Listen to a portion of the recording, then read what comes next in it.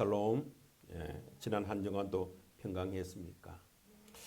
2023년 새해가 시작된 지 엊그제 같은데 벌써 한 달이 지났습니다. 세월이 참 빠른 것 같습니다. 이 시간에 우리 함께 모여서 성찬식도 하고 하나님께 예배드리며 주님의 말씀을 나누게 되어서 참으로 감사한 일입니다. 우리의 마음이 하나님께만 향하게 하시고 영과 진리로 예배드리는 시간이 되게 성령께서 인도해 주시기를 축원합니다. 원래 2024년도 우리 갈보리 교회에서 정한 표가 열매 맺는 공동체라는 걸 여러분들이 잘 알고 있습니다. 여기 해당되는 성경 본문으로 요한복음 15장 5절 나는 포도나무요 너희는 가지라.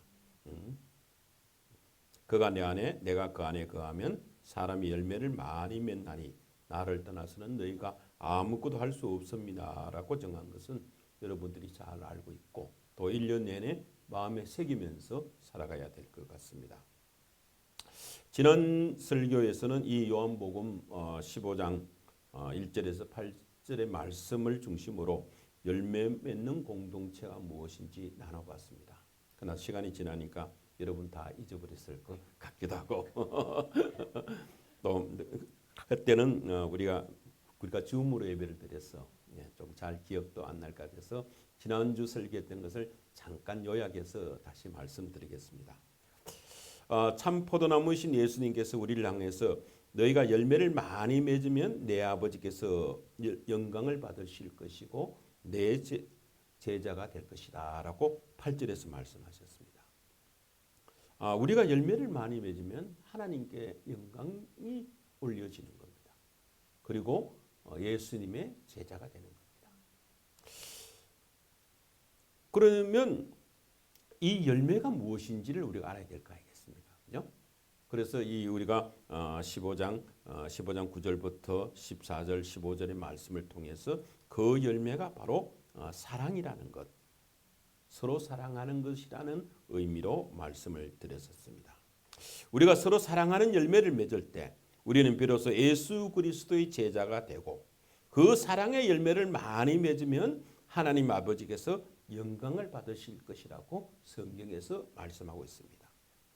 바로 이 목적을 위해서 주님께서 우리를 선택하셔서 갈보리 교회의 교인이 되게 하신 겁니다. 우리가 아무리 전도와 봉사에 열심이고 정직하게 신실하게 살아간다 할지라도 서로 사랑하지 못한다라면 참된 그리스도인이 될 수도 없고 주님의 제자가 될 수가 없다는 말입니다. 그러면 왜 우리 그리스도인들은 우리 갈보리 교회 성도들은 서로 사랑을 해야 하는 것인가? 우리가 사랑해야 될 이유는 당연하게도 우리는 한 나무 그늘에 붙어 있는 가지들이기 때문입니다. 참 포도나무이신 예수 그리스도께 붙어 있는 가지들이기 때문에 서로 사랑해야 됩니다. 우리가 주님의 가지가 된 우리의 정체성, 자기 정체성을 바로 인식하는 자라면 주님 안에 붙어 있는 다른 가지도 아끼고 존중할 수밖에 없는 것입니다. 참 포도나무이신 예수 그리스도에 붙어 있는 가지들이 서로 사랑하면서 가지마다 나뿐만 아니라 다른 가지에서도 풍성한 사랑의 열매를 맺어진다면 농부이신 우리 하나님을 기쁘시게 하는 것이고 하나님께서 영광을 받으실 것이라는 말씀입니다. 그러면 우리가 사랑의 열매를 많이 맺어야 된다면 도대체 그 사랑이란 무엇인가? 사랑의 열매란 무엇인가? 사랑이 무엇인가? 구체적으로 알아야 될 거 아니겠습니까? 이 사랑이 무엇인가의 개념은 성경에서 고린도전서 13장 사랑장에 가장 잘 나와 있습니다. 사랑은 시기하지 않는 것이라고 말씀을 드렸습니다. 사랑은 시기하지 않을 뿐만 아니라 자랑하지 않으며 교만하지도 않고 물에 행치 아니하며 자기의 유익을 구하지 아니하며 성내지 아니하며 악한 것을 생각하지 아니하며 불의를 기뻐하지 않는 것이 사랑이라고 했습니다. 반면에 사랑은 오래 참고 온유하며 모든 것을 믿으며 모든 것을 바라며 모든 것을 견디는 것입니다. 성경에서는 사랑의 반대말이 미움이 아니라 시기라고 얘기를 합니다. 시기의 반대 개념인 사랑은 겸손과 같은 의미를 가진 동의어라고 했었습니다. 사랑은 상대를 겸손하게 인정하는 겁니다. 상대가 나보다 잘났음을, 상대의 능력이 나보다 뛰어남을, 상대의 업적이 나보다 월등함을 인정하는 것이 겸손이고 그것이 사랑입니다. 이건 우리가 상대적인 열등감이나 박탈감을 의미하지는 않습니다. 이것이야말로 상대를 인정해 주는 것이 참된 그리스도인들이 할 수 있는 진정한 사랑의 행위입니다. 그러면 사랑을 구체적으로 어떻게 해야 되는 것인가? 사랑이라는 말은 조금 추상적인 개념입니다. 그걸 우리가 행동으로 실천할 수 있는 것은 배려라는 개념을 사용할 수가 있습니다. 사랑의 또 다른 개념은 배려이지요. 예를 들면 이렇습니다. 포도나무 가지에서 사랑이라는 것이 구체적으로 어떤 것으로 나타난다라면 나보다 약하고 나보다 나중되는 가지를 내가 밑에서 받쳐주는 겁니다. 내보다 연약한 가지, 나중된 가지가 내 위에서 자라나서 햇빛을 많이 받게 나는 밑에서 받쳐주는 것이 바로 배려고 그게 사랑입니다. 그 가지가 햇빛을 많이 받고 튼튼하게 자라서 열매를 많이 맺게 하는 것. 내가 모든 면에서 남보다 낫고 남의 위에 있는 조건이 충분함에도 불구하고 아니 그렇기 때문에 오히려 내가 겸손하게 스스로 낮추는 것이 바로 자기 부인이고 그것이 우리가 삶 속에서 순교하는 행위입니다. 바로 그 순교의 정신을 통해서 사랑의 열매가 맺게 되는 것입니다. 사랑은 바로 상대를 배려하는 것이죠. 우리가 누군가를 사랑할 때 그를 위해서 간절히 기도할 수가 있습니다. 오늘 우리 갈보리 교회 공동체에 여러 사람들의 일원들이 많은 기도 제목을 냈습니다. 그 한 분 한 분을 위해서 기도하는 것이 그 사람을 사랑하는 행위입니다. 우리가 사랑하지 않으면 기도할 수가 없죠. 그를 위해서 간절히 기도하고 그 기도에 하나님이 응답하셔서 열매를 맺게 하신다는 것이 지난번 설교의 내용입니다. 오늘은 거기서 이어서 우리가 열매 맺는 공동체라면 서로 사랑하는 공동체가 지난 설교의 말씀이라면 오늘 두 번째로 열매 맺는 공동체를 지향하는 우리 갈보리 교회가 맺어야 할 열매가 이 서로 사랑하는 사랑의 열매 외에 또 어떤 열매가 있을 것인가 하는 것이 오늘의 말씀의 주제입니다. 오늘 읽은 누가복음 3장 7절에서 14절에서는 우리에게 회개에 합당한 열매를 맺으라고 말씀을 합니다. 그러면 우리가 회개에 합당한 열매를 맺으려면 회개가 무엇인가를 먼저 알아야 될 것이죠. 이 회개라는 것은 자신이 죄인임을 처절하게 느끼고 시인하고 지난 한해 자신의 잘못을 인정하고 돌이켜 새로운 삶을 사는 것을 우리가 회개라고 말합니다. 나의 생각이나 마음, 말과 행동 모두를 포함해서 진솔히 하나님 앞에 고백하고 용서를 받는 것이 회개입니다. 그렇게 죄와의 문제를 해결하고 죄의 용서를 받아 다시는 똑같은 행동을 되풀이하지 않는 것이 참된 회개입니다. 오늘 회개하고 내일 또 회개하고 똑같은 행동도 를 똑같이 저지르고 똑같이 회개하는 건 그건 참된 회개는 아니죠. 한번 회개하면 돌이켜서 다시는 그런 행동을 반복하지 않는 것입니다. 회개는 헬라어로 메타노이아라는 말을 씁니다. 이 메타노이아라는 말의 원뜻을 말하면 바꾸어 생각하다, 마음을 바꾸다 또는 삶의 방향을 바꾸다, 가는 길을 돌아서다라는 뜻입니다. 회개는 단순히 내 마음의 변화나 결단을 넘어서서 돌이키는 행위입니다. 그에 따른 이 돌이키는 행위를 수반하는 삶의 변화가 진정한 회개입니다. 성경에서는 회개하는 사람들이 옷을 찢는 행위들이 많이 나옵니다. 이런 단순히 옷을 찢는 행위가 아니라 내 마음을 찢는 회개를 강조합니다.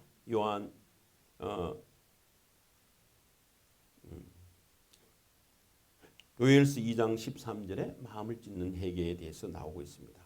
그리고 입으로 고백하는 입술의 회개는 물론이지만 그 회개에 따르는 변화된 삶, 생활, 곧 회개에 합당한 열매를 맺으라고 오늘 본문에서 강조하고 있고 사도행전 26장 20절에서도 강조하고 있습니다. 그저 세상의 죄를 인정하고 착한 마음을 갖고 자신의 부족함을 설파하고 반성하는 정도가 회개가 아닙니다. 부흥에 참석해서 눈물 흘리고 설교 한 편 듣고 은혜 받았다면서 교회 주차장에서 다시 싸우거나 집에 와서 자녀들에게 화를 내고 하는 삶의 모습이 여전한 경우에는 진정한 회개를 했다고 볼 수가 없습니다. 회개는 지금까지 내가 가던 길을 돌아서는 유턴하는 것이고 하나님 없이 세상을 따르고 내가 주인이 되어서 내 방식으로 살던 삶의 방식을 완전히 바꾸는 것을 말합니다. 예수님께서도 공생애를 처음 시작하면서 선포한 첫 설교가 마태복음 4장 17절에 보면 회개하라 천국이 가까우니라고 회개를 먼저 선포했었습니다. 천국을 받아들이고 이 땅에서 천국을 누리는 삶의 조건이 바로 회개가 먼저 선행된다는 것입니다. 예수님은 회개를 구원의 필수 조건으로 가르쳤습니다. 회개부터 구원이 이제 시작되는 것이다라고 보면 됩니다. 사도행전 2장 38절을 보면 오순절 성령 강림 후에 베드로가 첫 설교하는데 유대인들을 향해서 이렇게 말씀하십니다. 너희가 회개하여 각각 예수 그리스도의 이름으로 세례를 받고 죄 사함을 받아라. 첫 설교에서도 이 회개를 강조하고 있습니다. 세례는 오늘 우리가 행한 성찬신과 마찬가지로 그 본질은 그리스도와의 연합입니다. 포도나무에 가지가 붙어 있는 것이 바로 세례입니다. 지난 설교에서 말씀드린 것 같이 예수님과 우리는 상호거함, 서로의 속에 들어가 있다라고 얘기를 했었습니다. 예수 그리스도의 죽음과 연합하여 죄의 종이 되었던 우리의 옛사람이 죽고 그리스도의 부활과 연합한 새로운 삶의 출발이 바로 세례입니다. 베드로가 회개하여 예수 그리스도 이름으로 세례를 받고 죄 사함을 얻으라 한 것은 죄로 인한 사망의 길에서 돌아서서 이제 생명이신 예수 그리스도와 연합한 삶을 살아라는 의미입니다. 멀지 않아 한 줌의 죄에 불과할 것을 손으로 움켜쥐지 말고 내려놓고 영원한 진리이신 예수 그리스도와 연합하라는 구체적인 행동을 요구하는 것이 바로 회개이고 세례입니다. 그러면 우리는 무엇을 회개해야 하며 왜 회개해야 합니까? 우리가 회개해야 될 제목은 무엇입니까? 우리가 먼저 회개해야 될 것은 죄를 회개해야 합니다. 에스겔서 18장 30절에서는 각 사람이 행한 대로 심판을 받는다고 했습니다. 우리는 각자 행한 대로 심판을 받을 수밖에 없는 존재입니다. 죄의 삭스 무엇입니까? 사망이죠. 죽음입니다. 회개하지 않은 자는 구원을 받을 수가 없었고 결코 천국에 들어갈 수가 없습니다. 하나님의 뜻을 어기고 나의 의무를 게을리 하지 않는 것을 살펴봐야 합니다.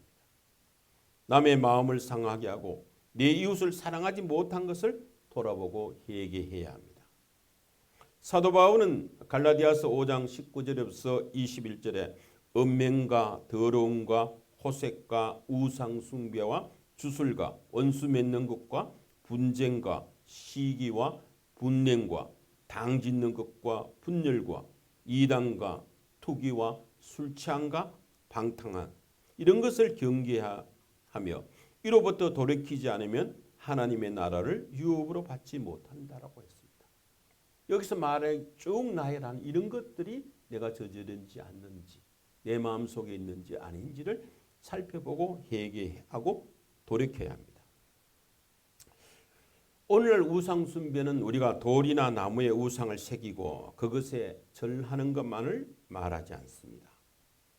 돈과 물질을 숭배하는 것을 넘어 이제는 자기 숭배라는 우상이 우리 사회에 판을 치고 있습니다. 자기 숭배는 스스로를 우상화하는 행동을 말합니다. 미국의 바이올라 대학교의 조직신학 교수인 데이어스 윌리엄스 교수는 미국인 84%가 즐기는 게 인생의 가장 큰 목표이고 86%는 즐기기 위해 원하는 것을 추구해야 한다고 설문조사에서 답했다고 합니다.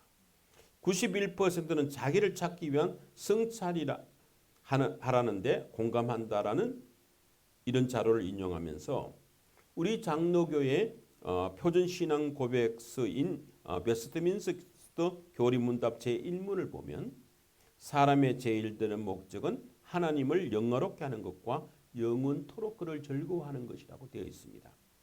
이것을 좀 현대인들이 미국의 현대인들이 바꿔서 이렇게 이야기한다고 합니다. 사람의 제일 되는 목적은 자신을 영화롭게 하고 자신을 영원토록 즐거워하는 것으로 바뀌어서 보고 있는 듯하다고 비판하고 있습니다.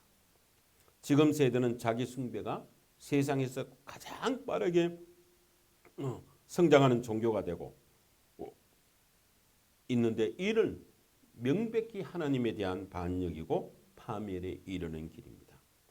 사도 바울은 에베소서 5장 5절에서 우상 숭배자단 다 그리스도와 하나님 나라에서 기업을 얻지 못한다고 분명히 기록하고 있습니다. 그럼 우리가 어떻게 회개해야 합니까? 회개에 합당한 열매라는 것이 도대체 무엇을 말합니까? 오늘 우리에게 주어진 본문 누가복음 3장 7절에서 14절의 말씀에서 살펴보도록 하겠습니다. 7절에서 많은 사람이 세례를 받겠다고 세례자 요한을 찾아왔습니다. 누가는 어떤 사람이 왔는지는 성경에서 분명히 말하고 있지 않지만 오늘 본문의 내용이 마태복음과 마가복음에도 나와 있습니다. 이런 다른 병행 구절을 보면 마태복음에서는 바리새인과 사두개인이 왔다고 마태복음 3장 7절에서 말을 하고 있고 마가복음에서는 예루살렘에서도 요한이 있는 요단강까지 왔다라고 마가복음 1장 5절에 기록하고 있습니다. 아마 유대 곳곳에서 모여든 것 같습니다. 요한은 이렇게 세례 받으러 온 사람에게 오늘 7절에 말합니다. 독사의 새끼들아, 독사의 자식들아 이렇게 칭하면서 맹렬하게 비난합니다. 이 독사의 자식이라는 말은 자신과 이웃에게 덕이 되지 않고 오히려 해가 되는 자들에 대한 욕설이고 비난의 말씀입니다. 예수님도 이런 표현을 종종 쓰기도 했었습니다.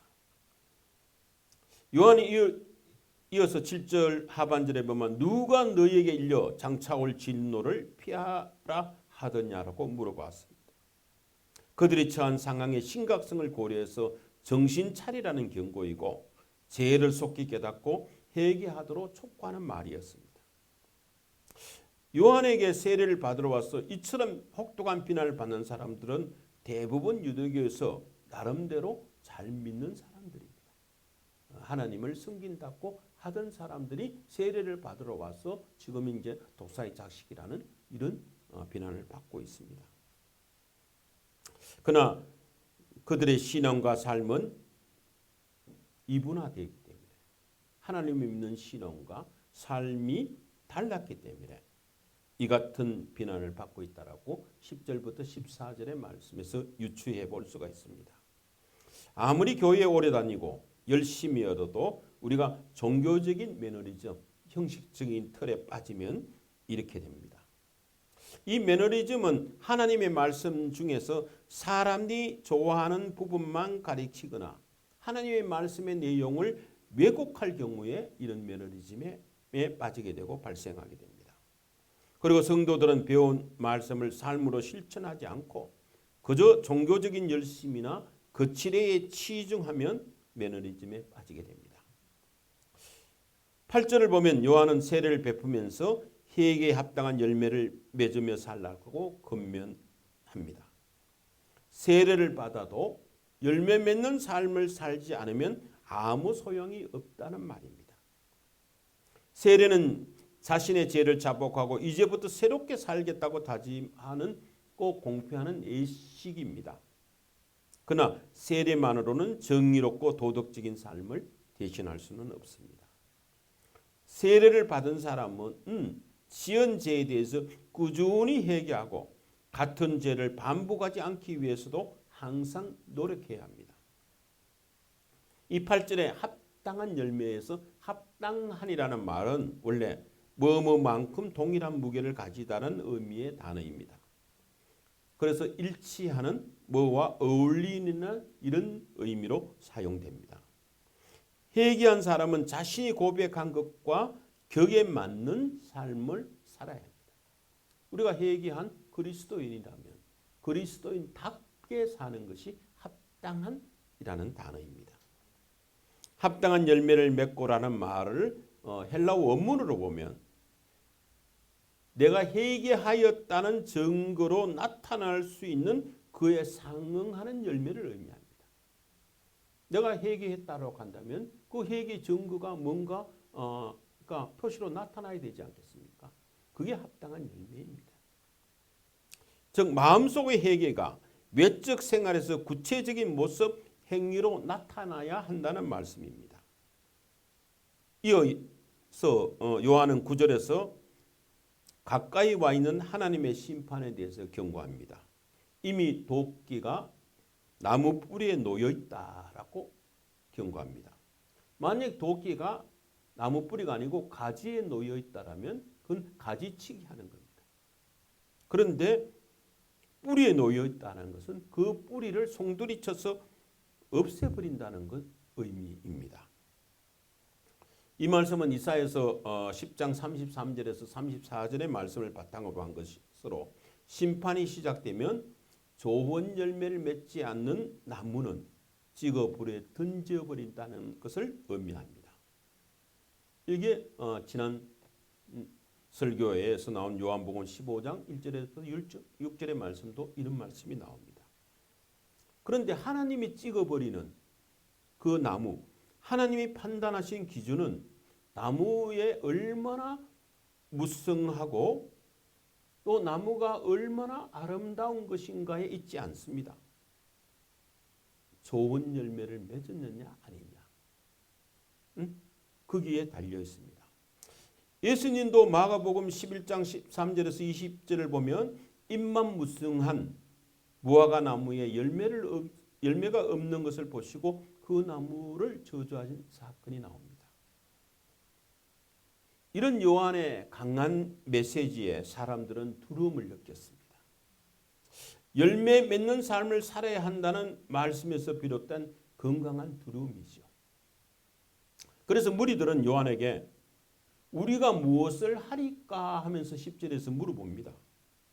우리가 어떻게 살아야 하는지를 물어본 것입니다. 이에 대해서 요한은 11절부터 14절의 말씀으로 대답합니다. 이 대답이 바로 우리가 맺어야 할 회개에 합당한 열매입니다. 요한의 교훈은 하나님께 대하여 이렇게 하라 저렇게 하라라는 말을 한 것이 아닙니다. 오직 이웃에 대해서 이러이러한 일을 하라, 선행을 행하라는 내용으로 일관되어 있습니다. 이것은 하나님 앞에 진정한 회개를 한 사람은 그 열매가 이웃과의 관계 속에서 나타난다는 사실을 말해줍니다.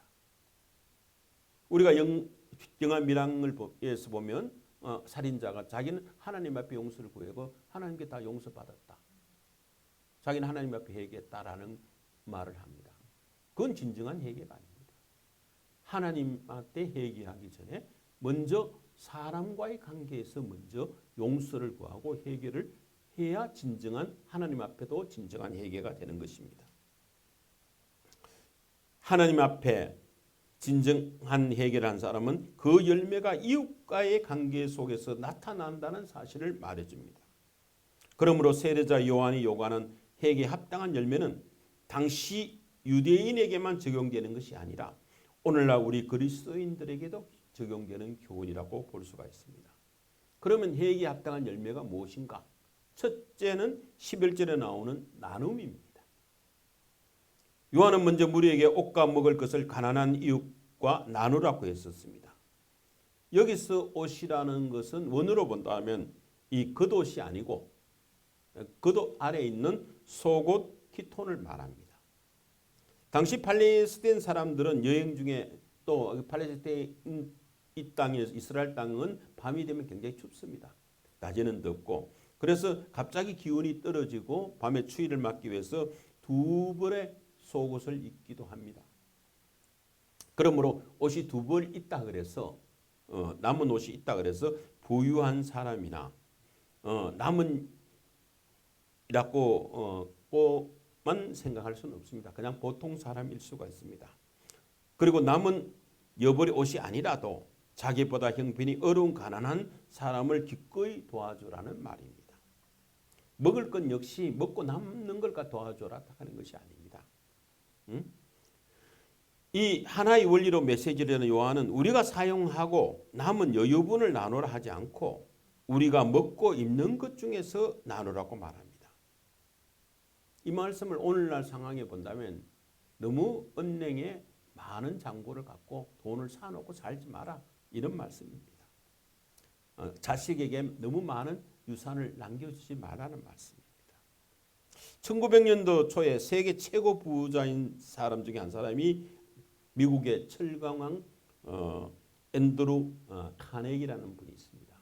이분의 말씀을 우리가 사회복지 현장에서 간혹 이렇게 인용할 경우가 많습니다. 이분이 이런 말씀을 하셨습니다.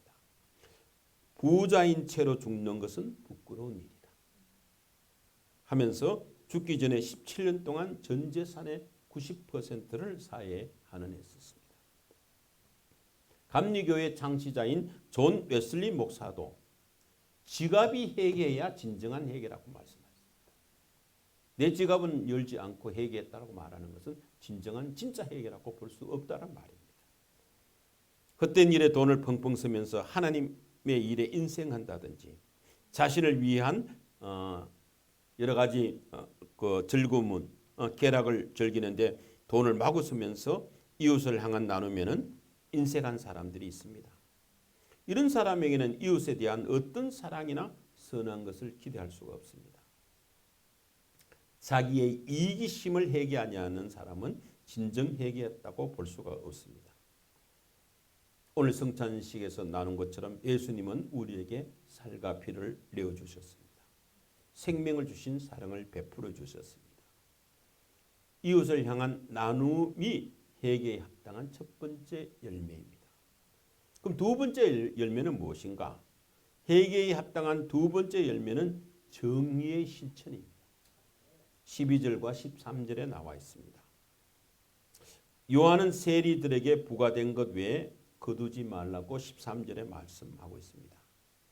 당시 로마 제국으로부터 세금 징수 권한을 위임받은 세리들은 상납해야 될 금액보다 훨씬 더 많은 돈을 거두어서 남은 것을 자기가 착복했습니다.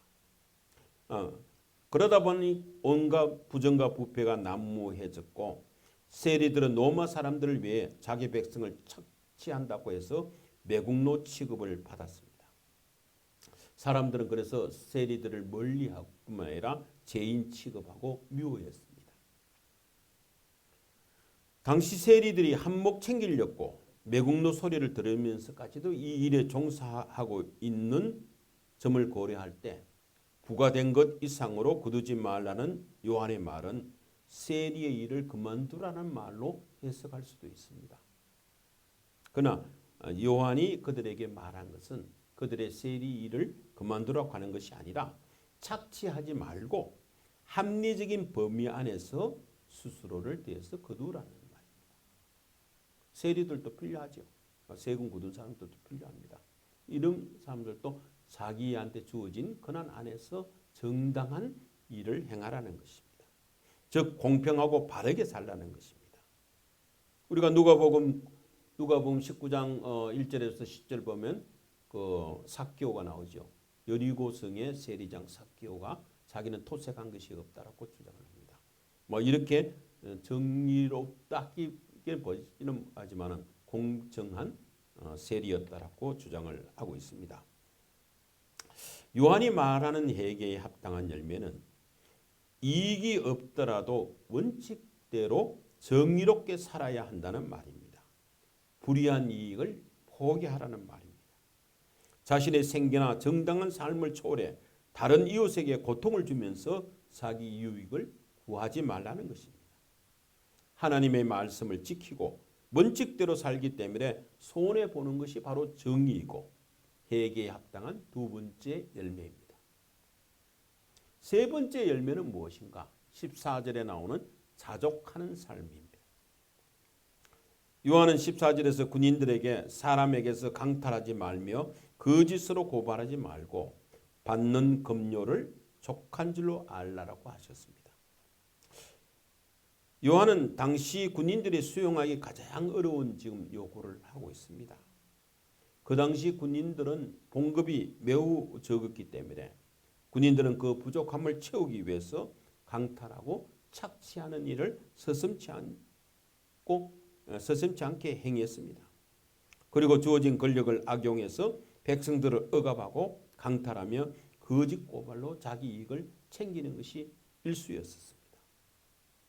권력과 힘, 재력이 있을 때 스스로 절제할 수 있어야 합니다.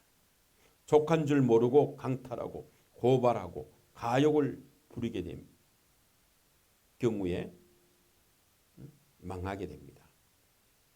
능력이나 권력 등을 가지고 있을 때 끊임없이 절제하고 자족해야 합니다. 더 많이 얻으려고 하지 말고 있는 것으로 족하게 사는 것. 이것이 회개에 합당한 열매입니다. 오늘의 말씀은 하나님 백성 공동체가 어떠해야 하는지를 우리 생각하게 하는 본문입니다. 우리 교회 공동체에도 부자가 있고 가난한 사람도 있을 수 있습니다. 세리도 있고 군인도 있고 권력자도 있습니다. 사회 곳곳에서 다양한 직업에 종사하는 사람들이 모여 하나님의 백성 교회의 공동체를 이룹니다. 그러나 교회는 빈부도 신분의 차이도 직업의 기천도 성차별도 없는 하나님의 백성으로 구성되어 있습니다. 그래서 우리는 서로를 형제 자매라고 부릅니다. 기독교 공동체는 영생만 나누는 것이 아니라 물질도 사랑도 나누는 곳이 되어야 합니다. 부유한 사람이 어려운 사람의 물질적인 필요를 채우는 일도 중요하지만 더 중요한 것은 구성원들이 서로를 합리적이고 정의롭게 대하고 사랑으로 배려로 대하는 것이 중요합니다. 우리가 하나님께 받은 은혜가 너무 커서 말씀에 순종하고 준행하는 것이 참된 회개이고 회개에 합당한 열매를 많이 맺으면 하나님께 영광을 돌리는 것이 됩니다. 사랑하는 성도 여러분, 노아 시대의 사람들은 하나님의 홍수 심판 소식을 듣고도 시집가고 장가들고 세상 풍조에 휩쓸리다가 결국 멸망을 초래했습니다. 이와 반대로 악독한 니느웨의 백성들은 요나의 짧은 맺힘을 듣고도 온 백성이 잿더미에 앉아 회개함으로 하나님의 은혜를 입었습니다. 지금은 우리가 회개하고 하나님께 돌아갈 때입니다. 우리가 진정으로 회개할 때 하나님께서 우리에게 코로나로부터의 공포, 전쟁의 위협, 삶의 고달픔이나 우리를 파멸시키려는 사탄의 유혹, 이 모든 재앙으로부터 우리를 보호해 주시고 해방시켜 주실 것입니다. 주님께서 특별히 주의를 정하셔서 우리를 하여금 하나님을 예배하고 말씀으로 자신을 돌아보고 믿음을 점검해 볼 수 있는 기회를 주신 것은 정말 감사한 일입니다. 2월 첫 주일을 맞아 우리에게 다시금 회개할 수 있는 기회를 주신 것에 감사드립시다. 먼저 그리스도인으로서 일관성 없는 삶, 믿음과 행동의 불일치로 교회의 신뢰를 무너뜨린 것에 대해서 깊이 회개해야 합니다. 그리고 우리 자신을 위해서, 우리 갈보리 교회를 위해서, 우리 성도들을 위해서, 한국교회와 우리의 조국 대한민국을 위해서 애통하며 회개하는 우리 모두가 되기를 바랍니다. 회개에 합당한 열매를 맺어 주님을 기쁘시게 하고 하나님께 영광을 올려드리는 열매 맺는 갈보리 공동체가 다 되시기를 간절히 축원합니다. 네, 다 같이 기도하겠습니다. 은혜로우신 아버지 하나님, 2024년 새해를 맞이하여 벌써 한 달이 지나고 2월 첫 주일을 맞이했습니다. 새해가 되면서 여러 가지 결심도 하고 새롭게 변화된 새 사람이 되기를 원했지만 아직도 저희 가운데 선뿌리와 같은 연약함과 이 세대의 악한 풍습을 쫓는 제약된 습관을 버리지 못하고 있습니다. 올해는 진정으로 회개하게 하시고 회개에 합당한 열매를 많이 맺어 하나님을 기쁘시게 하는 저희 갈보리 공동체가 되게 은혜 베풀어 주시옵소서. 서로 나누며 이익이 없더라도 원칙대로 정의롭게 살며 주어진 것에 만족하고 자족하며 늘 감사하는 저희들이 되게 인도하여 주시옵소서. 우리를 구원해 주신 존귀하신 예수님 이름으로 감사하며 기도드리옵나이다. 아멘.